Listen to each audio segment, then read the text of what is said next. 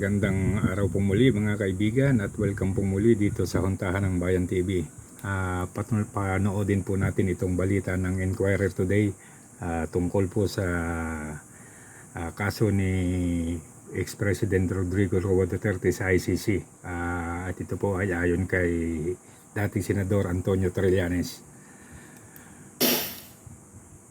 Former Senator Antonio Trillanes IV says the International Criminal Court has talked to around 50 former and incumbent police officials regarding the crimes against humanity complaints against former President Rodrigo Duterte. In a post on social media X, Trillanes claims to have received a highly credible information that ICC investigators have already talked to the Philippine National Police officials accused of involvement in Duterte's drug war. According to the former senator, this means investigators can label the officials as co-suspects if they do not cooperate with the probe. Meanwhile, the PNP stands firm that it would only recognize the country's justice system.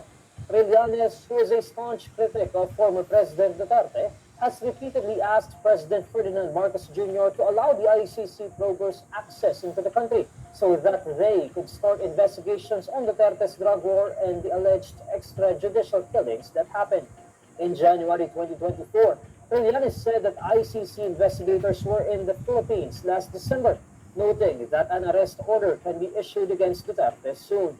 But on April 15, Marcos reiterated that the Philippines will not hand Duterte to the ICC, saying that the government would not recognize the warrant that the ICC will send. So, yan po yung naging balita ng Inquirer Today. Ang ano po ang direksyon, aarestuhin na naman si dating presidente Rodrigo Roa Duterte.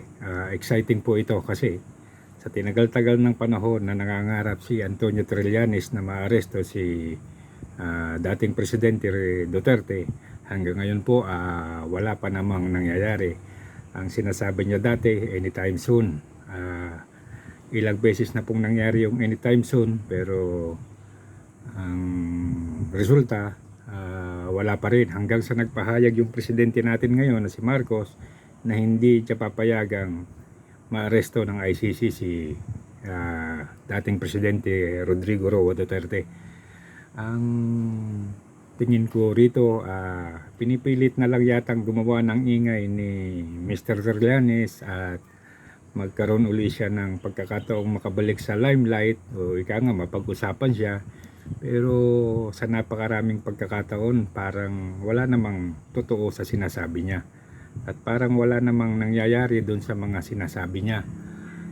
Natatandaan natin, simula sa umpisa wala nang ginawa ang tao na ito kundi manira, siraan yung administration ng Duterte dati, siraan yung anak ng mga Duterte, hanggang sa nauwi pa dun sa dati, kung natatandaan natin, yung may lumabas na bikoy, nauwi pa dun sa umabot sa na si Pulong Chris Pulo ba yun o si Baste, may tattoo raw sa likod at kailangang ma-decode para malaman ang connection sa triad.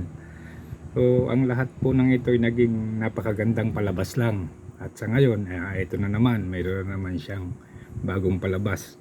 Ano po ba ang tingin nyo dito kay Antonio Trillanes? Nagsasabi na naman ba ito ng totoo o nagsasabi na naman ba ito ng totoo pa rin na hindi mangyayari? Kayo po mga kaibigan, ano po sa palagay ninyo ang kahihinat na naman itong napaka-tamis na pangarap ni dating Senator Antonio Trillanes?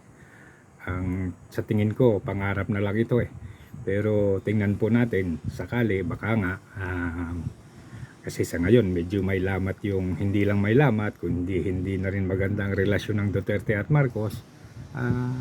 Siguro nga pwedeng mangyari, pero tingin nyo po ba makakatulong ito sa Pilipinas? Sa tingin ko lalong magugulo kasi sa ngayon, aminin natin at sa hindi, kailangan ng mga Marcos sa mga Duterte, lalong lalo na si Inday Sara. At kapag nauwi na naman ito sa hindi magandang usapan, maiipit na naman yung presidente ngayon, maiipit na naman si Bongbong Marcos. At tandaan po natin, malapit na yung SONA. Kailangang mag-ipon ni Presidente Marcos ng magandang sasabihin sa SONA. Yan lang po at maraming salamat po muli. Paki-like and subscribe na lang po.